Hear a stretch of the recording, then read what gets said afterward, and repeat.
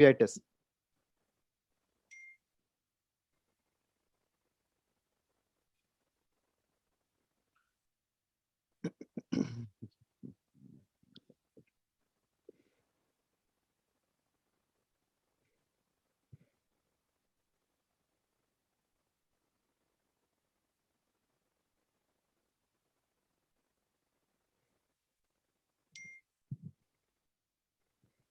Can I share my screen? Yes, sir. Okay. Is my screen visible? Yes, sir. Yes, sir.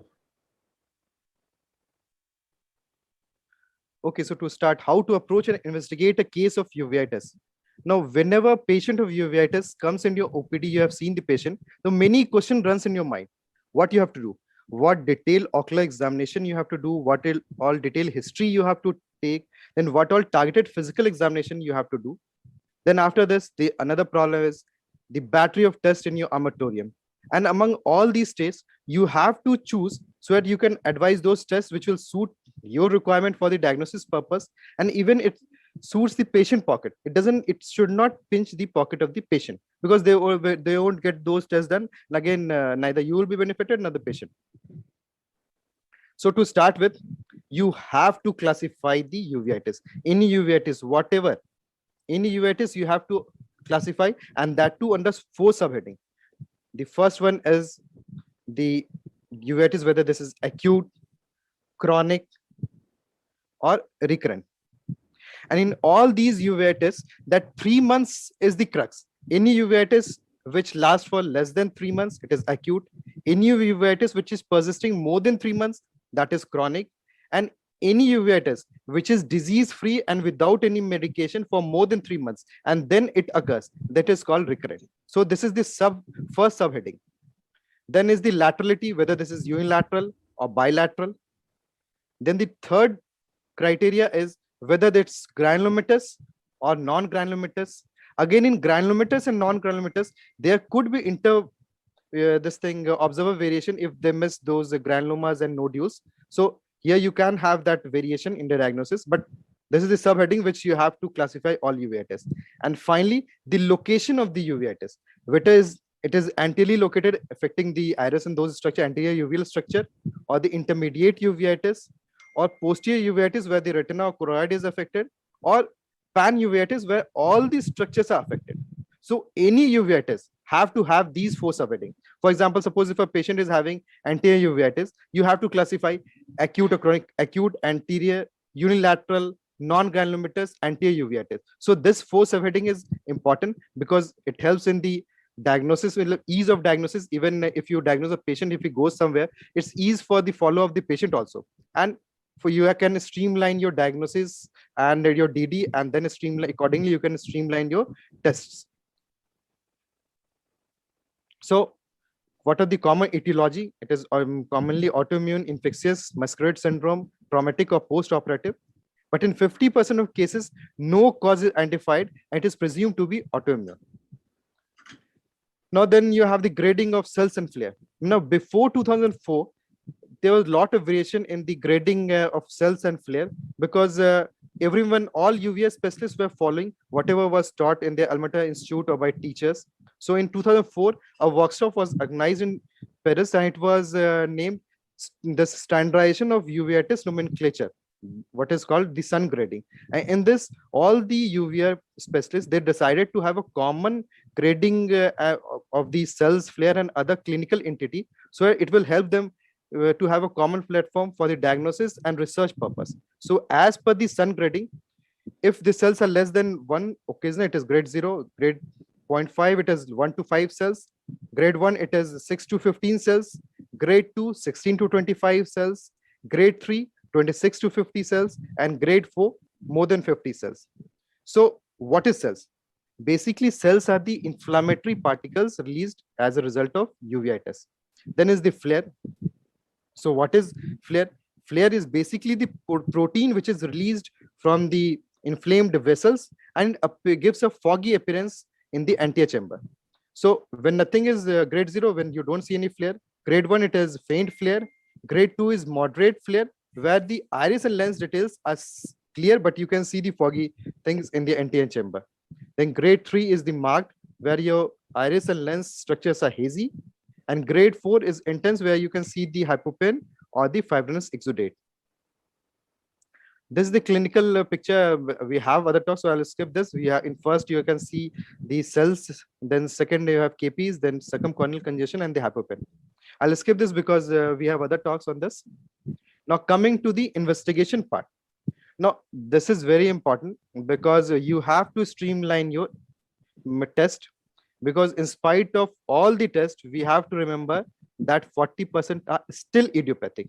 So if a patient is coming with a mild anti-uveitis first episode, you don't ask for anything. But if he has recurrence, then you ask for routine test. And for other patient where you have to go for some test, so you routinely first ask CBC, ESR, CRP, RA factor.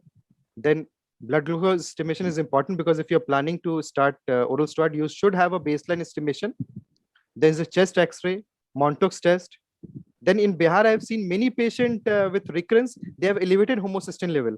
And if you give them vitamin B12 supplement, that recurrence decreases. So routinely here, I do homocysteine level estimation. Then if the patient can afford, in recurrent cases, you can go for HLA B27 estimation. Then suppose with your clinical finding and your examination, you are suspecting sarcoidosis, then go for targeted angiotensin converting enzyme assessment. In case of vaginous and vasculitis, you can go for ANCA assessment. Then in case of SLE or juvenile rheumatoid arthritis, you can ask for anti-nuclear antibody assessment. In case of syphilis, you can go for VDRL assessment. Now to evaluate posterior segment, we can go for ultrasonography, or in case of clear media, you can go for OCT, angiography, or ICG. Now, suppose if you have targeted, means you have suspect a high degree of suspicion of some diagnosis, then you have targeted lab investigation for those disease. Like suppose if you are suspecting toxocarasis or toxoplasmosis, you have set of test, antibody test. Then if you are suspecting leptospirosis or fungal, you have set of serology test, you can advise them.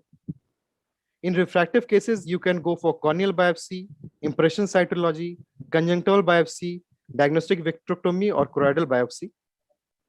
So to summarize, you have to take a detailed history, ocular and systemic examination, classify the uveitis, means do the detailed ocular and systemic examination, classify the uveitis. This is very important because it helps in your DD and even streamline, making your investigation. Then you plan a tailored investigation, and accordingly you start your treatment. Now, the last, I will just for the PGs, I would like to show a video showing this how to see this cell flare. Just reply. Basically, while you are seeing the cells and flare, you have to have the maximum magnification and slit beam in the size of 1:1. In this video, I wanted to show what cell flare looks like under the microscope. Am I audible? This video is audible. With a lot of inflammation. And the best way to see cell Yes, flare it's audible. being like this. Audible? Such that Yes, sir. Yes, sir. one Yes. side Okay. of your light Okay. beam is on the cornea to the left of the pupil, and one is on the right to the right of the pupil. This part It's is easier to important. see individual How you have to cells focus the floating beam. here with a black background of the pupil. If you make your beam a little bit wider, it's even easier to see these individual cells floating here. Mm. This is another eye with less inflammation. It's even more important. These individual cells. What I was saying, when you're seeing this cells and flare, you have to have the maximum magnification and then decrease this beams split beam size. You place the beam on 45 degree, so that one of the illumination falls on the left side of the pupillary margin and on the anterior corneal surface, and other falls on the right hand side, and in between where you can see the beam, you can have those flare and cells, which is easily visible. Floating here. This is another eye with less inflammation. It's even more important to make our beam kind of short and a little bit wider. And you can see there's a lot of flare here. Looks like smoke. And you can see the individual cells floating as well. Here's another eye. Not quite as much flare. Again, you have to decrease the You can see these magnification. cells really pop out when you make your beam wide.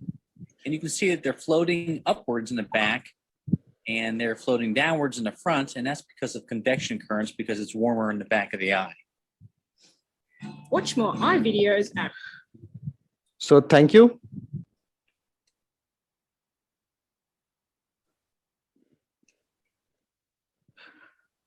Very nice presentation.